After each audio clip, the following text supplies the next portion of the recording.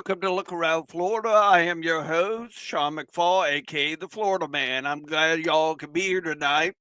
I have our division adjutant and the Florida division commander in the background right now. I put him in timeout. So that'll be coming up shortly. Hey, Derek. Hey, Linda. Hey, Talisa. Uh, we do have some sad news in the Florida division. A great, good friend of mine, and he was well known in the SCV, OCR, and UDC.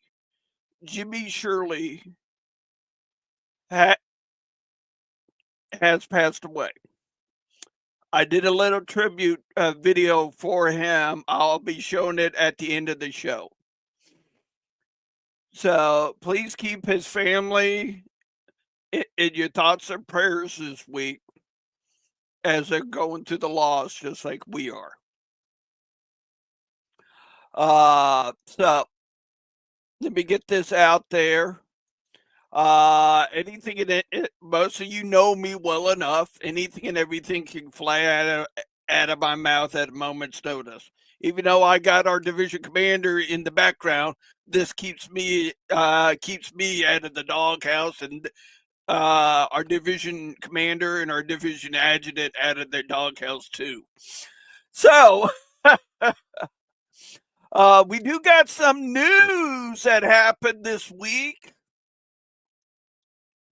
I want to put this out there. This was sent in by Bob Highball, brigade commander for the Ocala area. He did have this to say: the Colonel St. George Rogers Camp, 1865 Ocala, installed the headstone for John Fraser Chica, as you can see in the picture, last Saturday. Picked up 500 donated metal fencing for our Berkshire Family Cemetery project in Cheetah.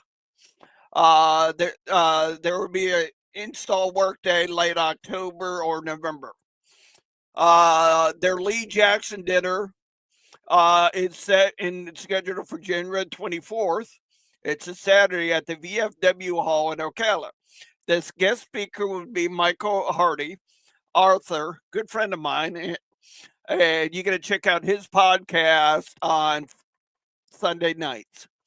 Website for registration will be up soon. The private William Riley Milton Camp 741 Lady Lake, they will be hosting Forrest Dawes coming in as guest speaker for their October 14th meeting. Working on getting arrangements complete to install 2 VA headstones in Lake Jim Cemetery in Lake County. The Major General John C. Breckenridge Camp, 1786 Oxford, assigned in installing the John Fraser Chica headstone in Sumterville. Their Lee Jackson dinner will be Saturday, January 24th. Guest speaker is the SCV Commander-in-Chief, Donnie Kennedy. Woohoo! That brigade's going to be busy in January and looks like in October, November. So let's see. Hey, speaking of Bob Highball, Mr. Cook, how you doing, buddy? Annette, Jeff O'Kine, and our AOT councilman, Roy Hudson, is in the house. So I wanted to get that. There was some news that was sent in. Bobby Van Zandt, good to see you. Let's bring up our division commander and our division adjutant. Please give a warm welcome to Calvin Hart and Rick Roberts. Hello. How are you doing tonight, gentlemen? Doing excellent. Doing great. That's cool. Hey, Victor, welcome. So we got the news out of the way. So what's going on with our division command staff? Rick, you want to talk about the grant program? Well, yeah, sure. We sent out to all the camp commanders on Sunday. We sent out the announcement for this year's grant program. It's basically the same program that we've done for the last couple of years, except for this year we did add that Sentinel camps can apply this year for supplies for their flag sites, which is a change. And we did that because, frankly, we just haven't had a lot of camps apply. So we've had some extra funds the last few years, so we wanted to make that available to these Sentinel camps. So it's the grants available to all the camps who got in their annual reports by the deadline. So they're due back. The submissions are due back by the 21st of this month. So you've got 3 weeks. So fill out the form that came to all the camp commanders and just get it back to me. And once I get them, I'll turn them over to Calvin, and we'll take them in front of the division GEC, and they'll look them over and Have a vote. And it's the same as we've been up to your project can be up to $1,500, and you have to put in half the money, and the division will put in. So $750 will come from the division, and $750 from your camp. So that's what we're looking at doing, and it's for recruiting. It's a recruiting grant.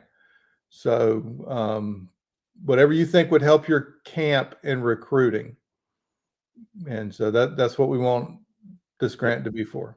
Some of the things in the past. Now, we have a number of camps that have applied, and every year more camps have applied for the grants, which is good.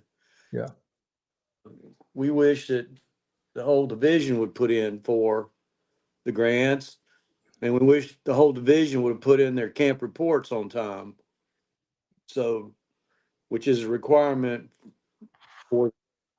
In the past, we've seen banners printed, booklets printed, pamphlets printed, covering the activities and why you should become an SCV member.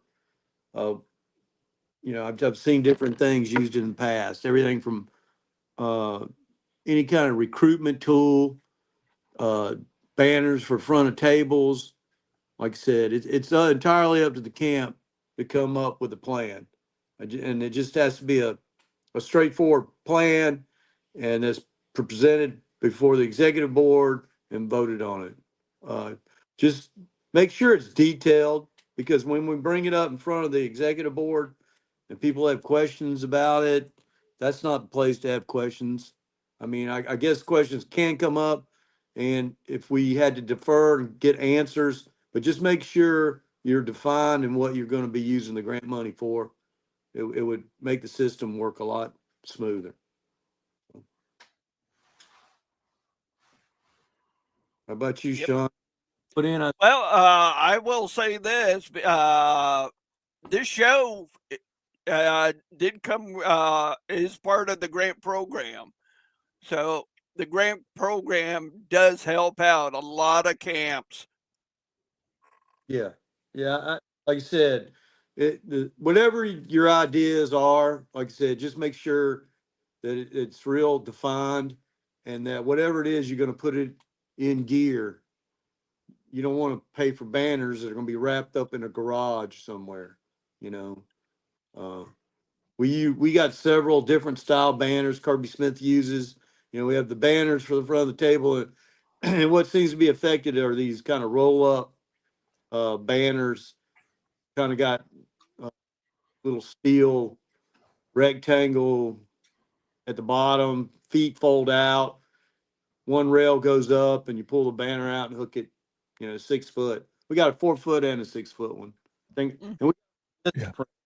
So I only had one problem getting stuff printed by Vistaprint, and I called the supervision of Vistaprint, and they printed it for me. So, in other words, I haven't had any SCV logo, anything, turned down by Vistaprint.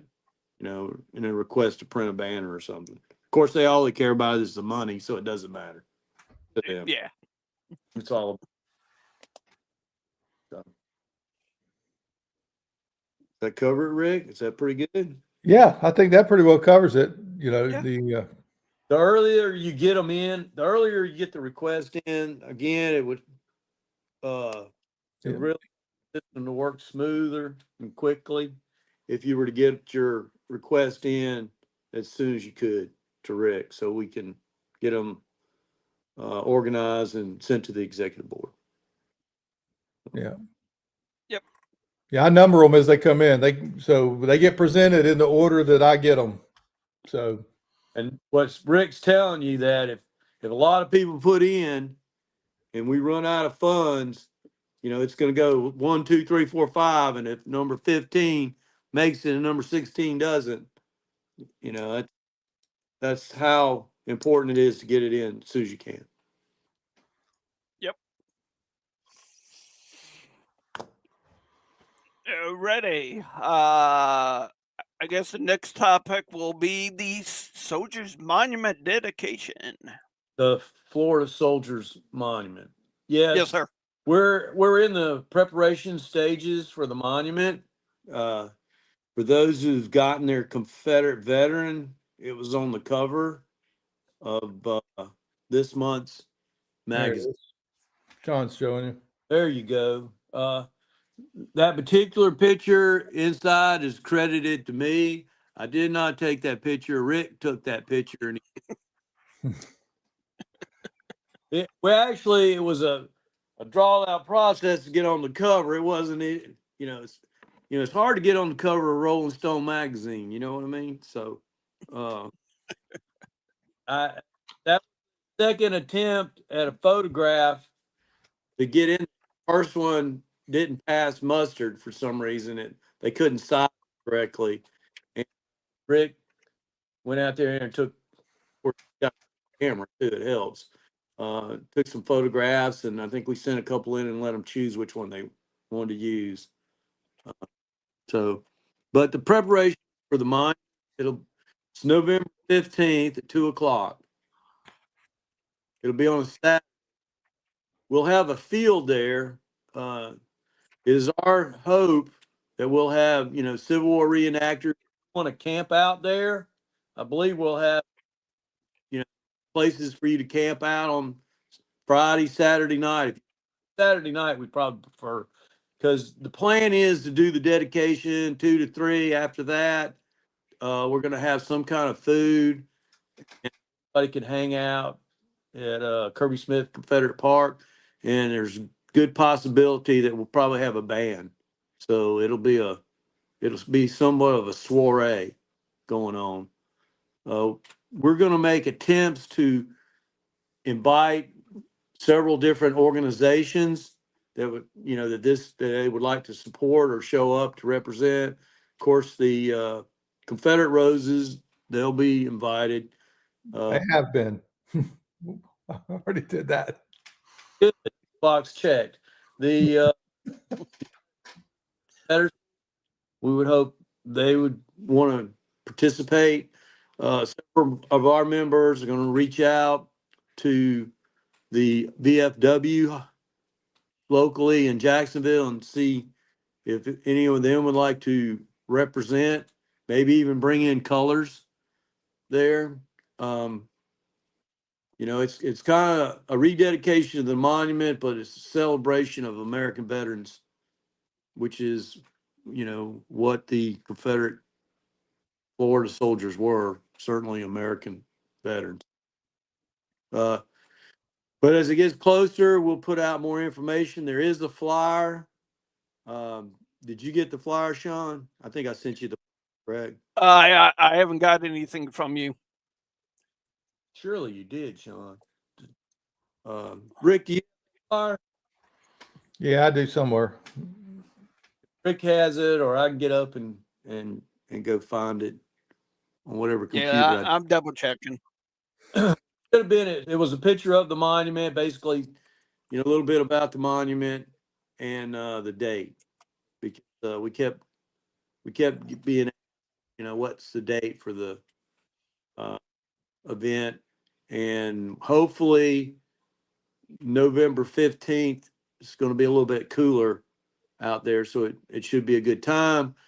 Kirby Smith Confederate Park, for those that haven't attended there, there's a fire ring there.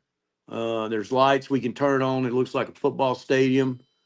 We got a gazebo, huge long picnic table. Other tables are there.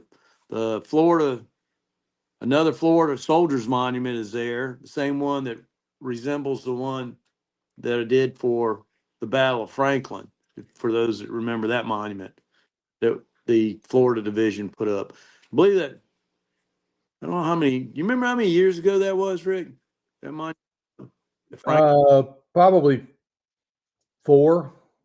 4? It's probably in 2020, 2021. Yeah, I think, yeah. So, Check your email. I found your yeah, I found it. Give me a second.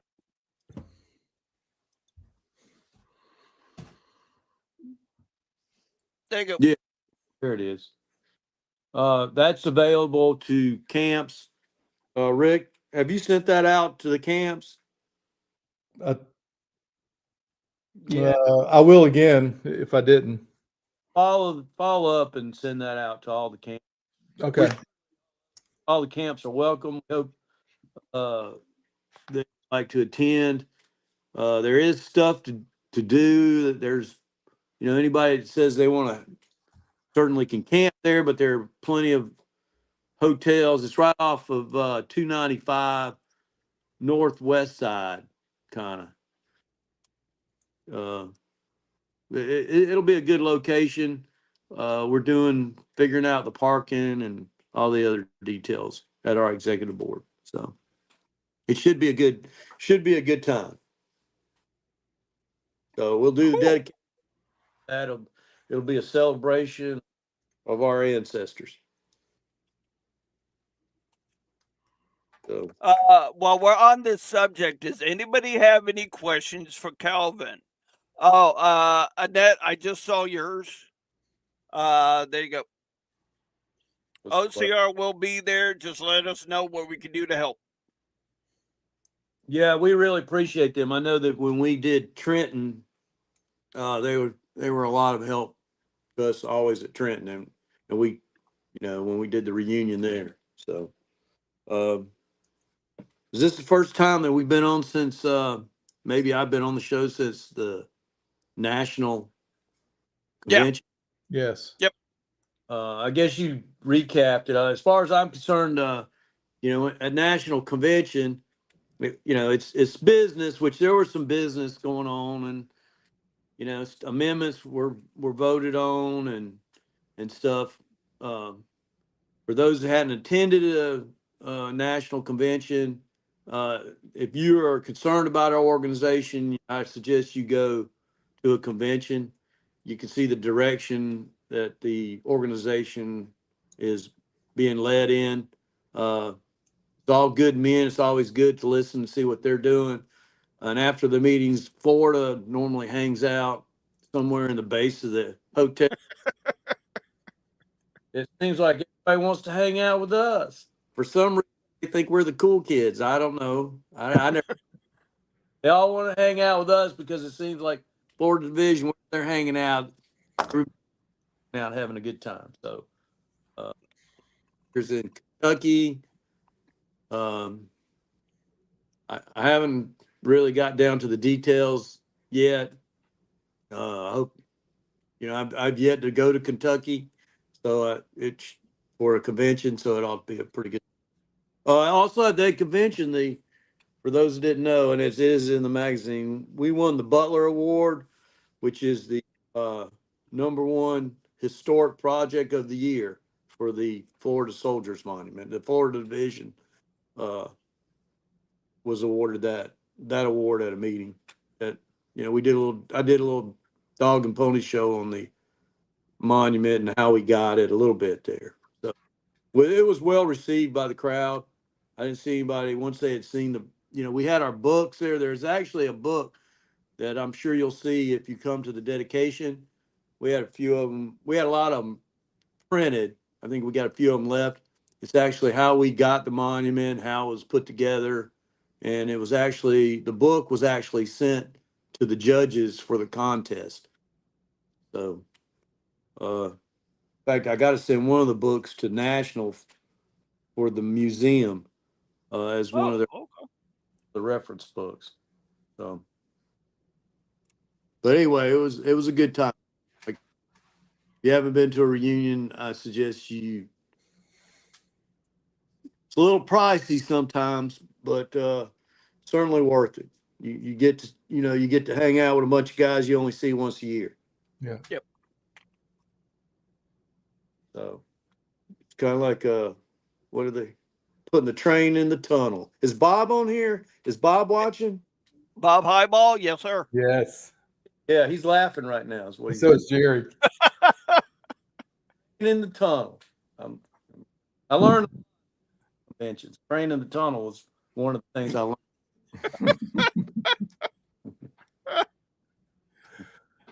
Yeah, There he we won't is. go into that. So I think that's about it. It was a well attended convention. Of course, when you're out west, you see a lot of divisions you see at the Eastern national conventions. It's really weird, and I can speak from experience. Some divisions don't even travel. There's some that just you don't see many of them. I was, like I said, at the national convention that we went to. I was a little disappointed. I didn't see more people from Georgia there, and if I cared more, I'd find out why. But there just wasn't a lot of them there. Don't know why. Once you get out west, though, you pull in New Mexico. Of course, Texans show up for Texas events. Yeah. As well as they should. Yeah, the California division was there. Yeah. Yeah, California was there. There were several, divisions that were well represented. Alabama, uh, South Carolina. But it's good to see those guys. Like I said, this is like once a year you see them. So it goes real fast, and I like to sleep, so I got to kind of pace it. But I don't get to hang out with everybody I'd like to. But it is a good time, no doubt. Oh yeah, it's always a blast because the last one I went to, I started going to the national unions back in 2000 when I was in Charleston. Since then, I haven't went to one until Arkansas, and I tell you what, Arkansas, Charleston, now Texas, they are a blast. I know we're going back to Mobile. I don't know how many times I've been to Mobile. I know it's a short distance for us, which that's a good thing, but I'm getting tired of looking at Mobile. I knew that was Are you coming. hinting something? I knew that was coming.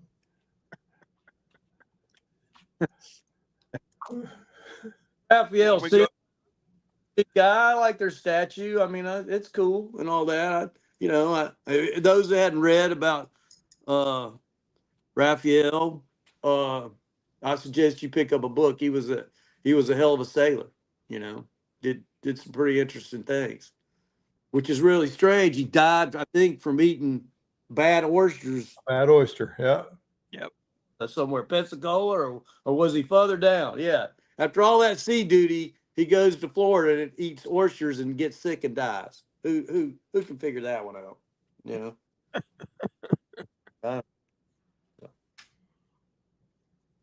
But I did want to mention this because, like Calvin talked about earlier about the Confederate veteran. As I was skimming through it, I did come across a section called Books in Print. There's a book in print right now called Florida Thunder. It's based on the Marion Light Artillery. I'm going to get this book and do a book review on it for you guys. It seems interesting with reading the description about the book and all that. Yeah, that's interesting. I hadn't seen that. I'd like to see that myself. Yeah. There's a few good books. Florida, a small but Spartan band. That's a good one. J.J. Dickinson's My Men, I think. J.J. Dickinson, whose wife, who his wife was supposed to author the book, but there's no way he told her what to write because there's too many details in there. Right. In the book, but that's some good Florida books. Yeah, there's one book I'm trying to get my hands on. It's based on my camp's namesake. I know a couple of descendants that have the book. I just want to see and take pictures of it. It's the book is called A Veteran of Four Wars, based on Lieutenant Calvin Morgan Boggess. 3 Seminole Wars and the War of Northern Aggression. It's in his handwriting. So he wrote the book. Yeah, he did it. I get from the story I got told based on his descendants that he needed money, so he wrote a book based on his life experience during the four different wars, and he sold the books to make money. From what I'm understanding, It sounds possible. I mean, there were a lot of guys, Civil War veterans, Southern veterans, War Between State veterans, that wrote, and it's good because you have a firsthand account of a soldier on the battlefield, not somebody who listened to somebody who told somebody, how it was. That first person narrative is just to get a feel for what those guys were really dealing with is really good reading. I always enjoy that. Oh yeah. So That's why I like. I have a book based on one of my Confederate ancestors, and it's transcribed letters that he was sending home during the war. yeah, I've seen several accounts like that, both northern and southern, where they take the letters, save the letters from the guy, the soldier who wrote home and put them in a book. They're all good reading. A lot of them, there's some really good stuff, and then, the next paragraphs, and asking how Aunt B's doing on the farm, and stuff like that.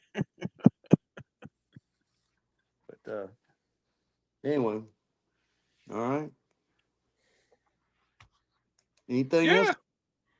Yeah. Anything you two want to talk about, feel free. I'm okay.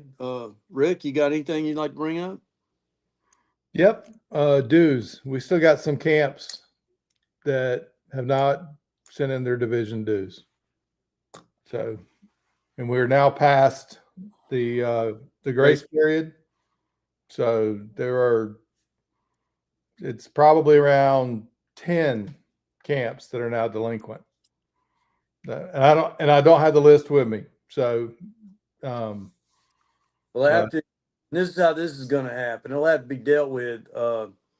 If your camp doesn't send in dues and you don't have an adjutant, you don't have a commander, you really don't have a camp.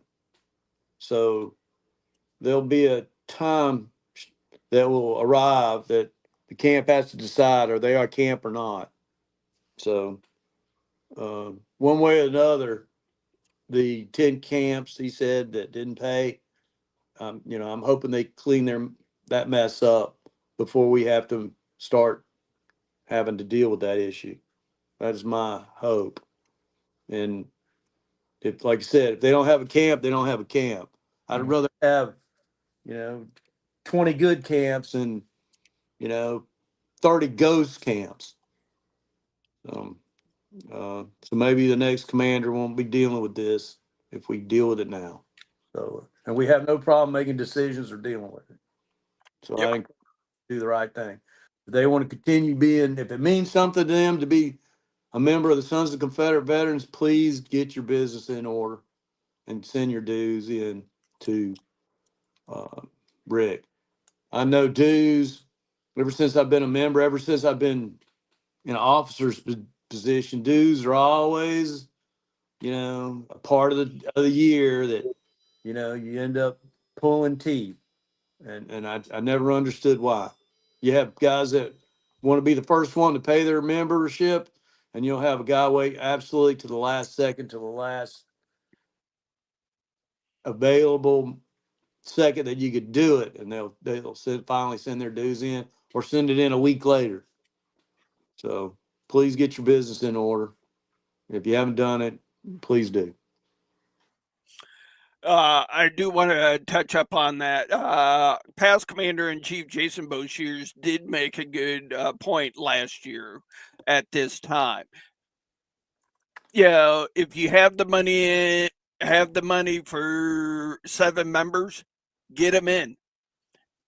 Get them in.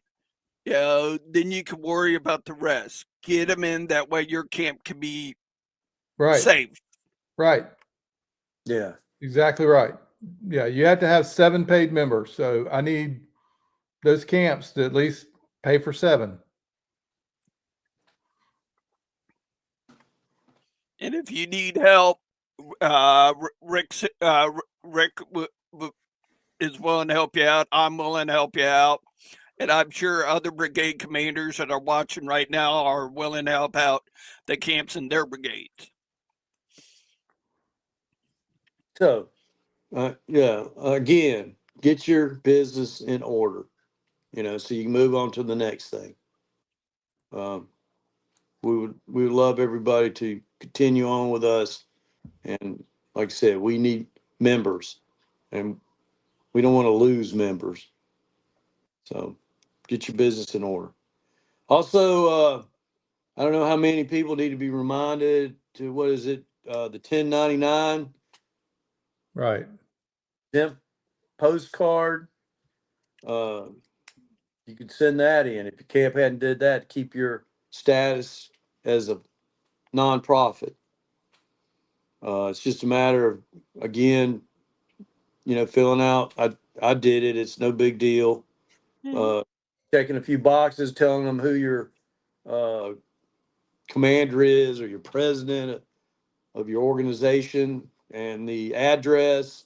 Pretty much checking a box that you're, still a viable 501c3. So Yep. don't forget that. And guys, a reminder to what Calvin was saying. Double check if you have new officers and all that. Check on your status with the state of Florida as well. Yeah. So anything else there, Rick? Got anything? That good? That was pretty much everything I had to check off on. Sean, you got anything? You good?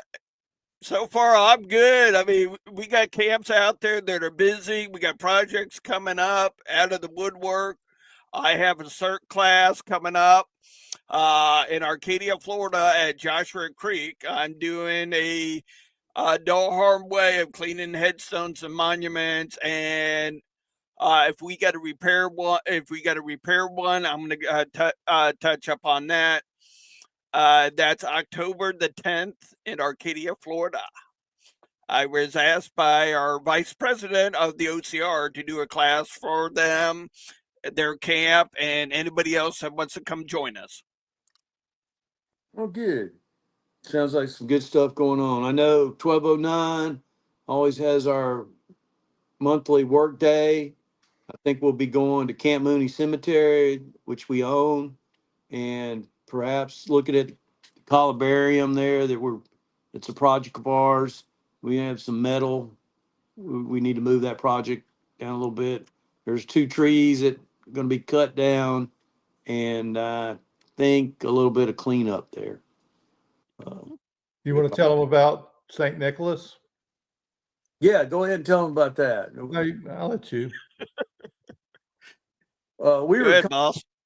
we were contacted by, I think, the oldest black church in Jacksonville, if I'm not mistaken. Isn't that right? Yep. And they had gotten our names. I think within somebody in the city, because we had done cemetery restoration and put up headstones, and they had a cemetery that they requested us to assist them getting veterans headstones for. And I think was 7 of them. 7 Roy? headstones, 6 U.S. colored troops, and 1 World War One. Yeah. So we assisted them putting those down. That was a nice little project, community involvement, and actually, it's all part of a master plan. They had Channel 4 come out and do a segment on the cemetery and putting down the headstones, and Chris Bunton, our commander, was there working, and they actually interviewed him probably longer than anybody Mm-hmm. about why we are putting down headstones and why the veterans should be remembered. And in the banner underneath, I think it said Chris Bunton, Sons of Confederate Veterans. It did. So we made the local news. So that's always helpful to get your name out there, letting people know that what we do and who we are. I mean, in Jacksonville itself, I don't I don't think there's a Confederate unmarked grave in Jacksonville. I do not believe, because we just had been putting up headstones so long, we finally run out of places. I think, isn't that right, Greg? Yep. As far as we know. As far as So, we, so you got to venture outside of Jacksonville now. Oh, we do. We've pretty much covered Clay County too. We've got that one down too. yeah. Cool. So, but anyway, like I said, we did a little community service work with the church. They were very grateful, and it's a good thing, because this will help us to pursue other projects. If these people, you ask them, hey, let your council member who assisted you in your project, let them know who we are, and this is a project that we're now attempting to do, and if you can get us support we need, that's how you build that support in the community. And then they called Yes, us sir. back. And then they called us back because they got in a bind on their grant. Yeah. Oh. They had a deadline. They had 52 headstones they had to get put down, flat headstones, and they didn't have anybody to do it that could do it in time for their grant deadline. So They had somebody, but they were sketchy and they kind of fell out. So, yeah. And I think Rick, who helped there? Rick and Chris, you and Rick. me and Chris Bunton went out there and did it in 2 days. Yeah. So saved them a little bit, I mean, this church was, it wasn't like, I didn't see a lot of youth in that church. It was a bunch of older people. Older people, and they were ladies and such, and we met them. They were good people. But like I said, they needed muscle, and that's what we provided. So it was a good thing. Oh, I see in the chat we got a few more projects coming up. And Bobby Van Zandt, I do apologize to you for not mentioning your project. Their camp and with the UDC up there in St. Pete, they will be October 11th at the Greenwood Cemetery doing a cleanup. Besides that, our AOT councilman will be representing the division at the UDC meeting in Orlando, September the 11th for Commander Hart. Yeah, it's true. Yeah. Thank you. I appreciate Roy doing that for me. I've dealt with the UDC before, and for some reason, I don't. They have their stuff like in the middle of the week on weekdays, and it's like, people who have jobs. It's always been a hard time supporting something like that or going to one of those functions, because they just have it on a weekday night. Seems like I don't know why they do that sometimes, but Roy said he would bring greetings from the Florida division, and I appreciate him doing that for us. Whew. We do have another project coming up. Talisa Wilson, Reefs Across America, December 13th. The the new camp, Private William Rollerson Camp 2080 donated $100 and has an article in the Okeechobee newspaper. Nice. Woohoo! Congratulations to that camp. I am checking my opening up my calendar because I know Southeast Florida is having an officers meeting this month, and I'm just trying to remember what day that was. Hey, Yankee Bob, how you doing tonight, sir?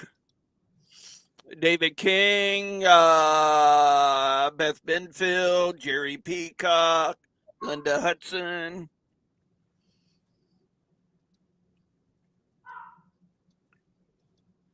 Thanks, Roy.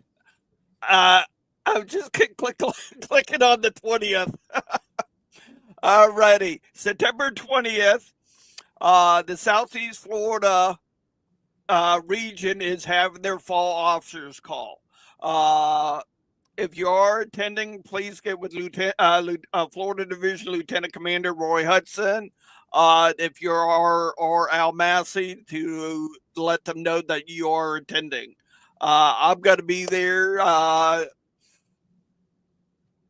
to learn and how they do their fall officers call. So if you're camp in the Southeast Florida, please keep in a watch on your emails from Roy Hudson. All right. Oh, we got a birthday boy in the chat. Happy birthday, Al. All right, Calvin, you can sing it. Yeah. Rick, I owe you $20. Yeah, He's not going to sing it. I told you he wouldn't. No. That won't happening. Oh, thank you, Jerry Peacock. Jerry Peacock is doing a presentation for the UDC on the 12th in Orlando. This will be the lunch. Bobby Gannier will be the main speaker. Woo! Bobby Gannier's traveling Florida. Yeah, we'd like to get him ourselves. He supposedly does a pretty good Kirby Smith presentation. He does a good job on any presentation you ask him. Yeah.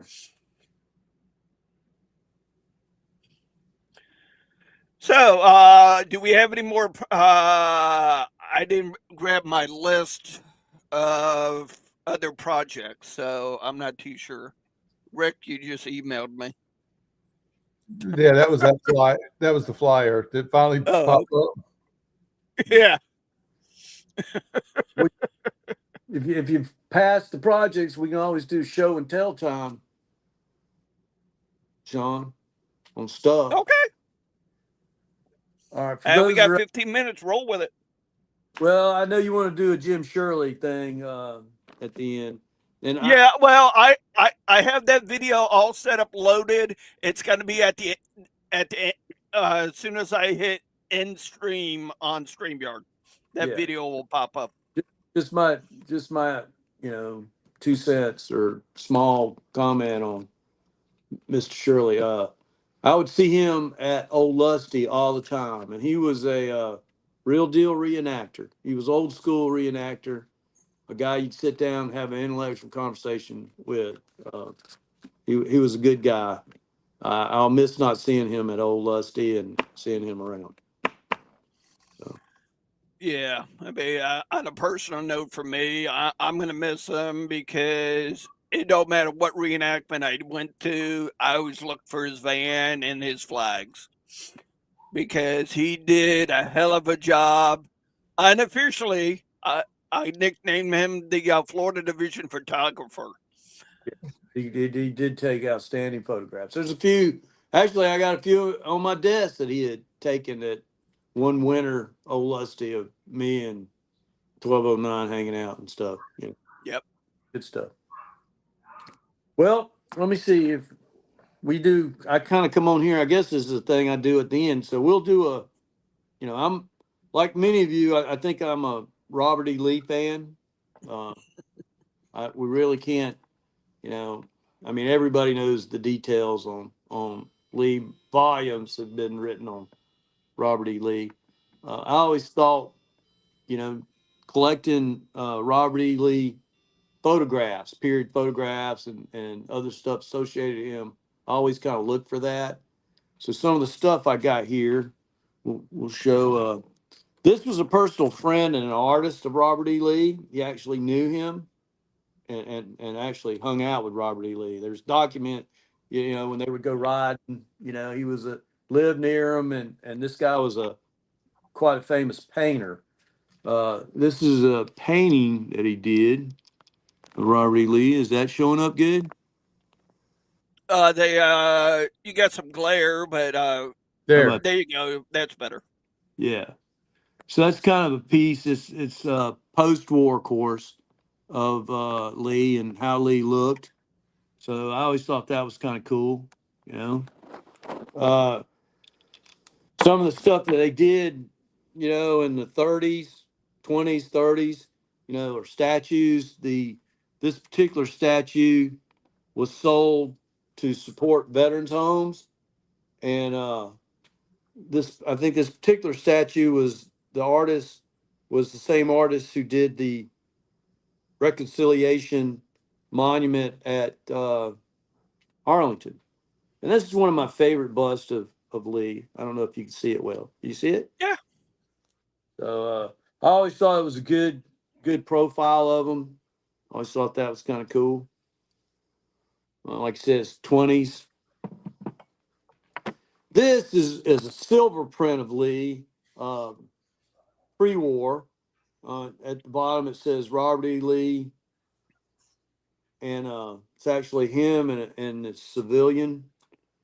But what's so good about it is the back. It says on the back it says General Robert E. Lee, CSA, from his daughter Mary Custis Lee to her cousin Morris Murray, April 25th, 1912. Wow. Which is kind of cool. So that was his daughter giving this photograph to her cousin. This is how it's signed on the back. So that's kind Oh, of, that's cool. yeah, that's kind of neat Lee stuff. Now, during the war, they had the CDVs, which were like, I always thought they were the equivalent of the baseball cards for back then. They would have all the generals, both sides, and people would collect them. Some people would get them signed. I've actually seen CDVs of Lee signed, and I'll talk about another card later on. But they're always neat. They're kind of small. Try to show them right here. Oh, okay. Can you see that? Yeah. The ones at the top, those are, the bigger cards. They're post-war of Lee. These were sold. The second one says Robert E. Lee, one of God's noble men, and then under that it says hats for the sunny South, designed and manufactured by John T. Warren Jr. So it was kind of like this hat company had some Lee cards made up as like sales advertisement. These are other cards of Lee, which are neat. The bottom, as I move down a little bit lower. They look a little bit bigger than a normal, Yeah, what we yeah, know those are today as a, bigger. They got bigger. They call those cabinet cards, oh, Poller okay. cabinet cards. The smaller ones like this, those are the CDVs, and those are actually war dated, right there. Oh, Um, okay. there's you remember that they made a scope. You kind of looked in, you looked at it. It kind of made it 3D looking. Remember those? They had them. they had this scope, and this is kind of, you'd have to be here to see it, but that's the memorial to Lee when he passed away. This is at the funeral, had his picture and like flowers around it.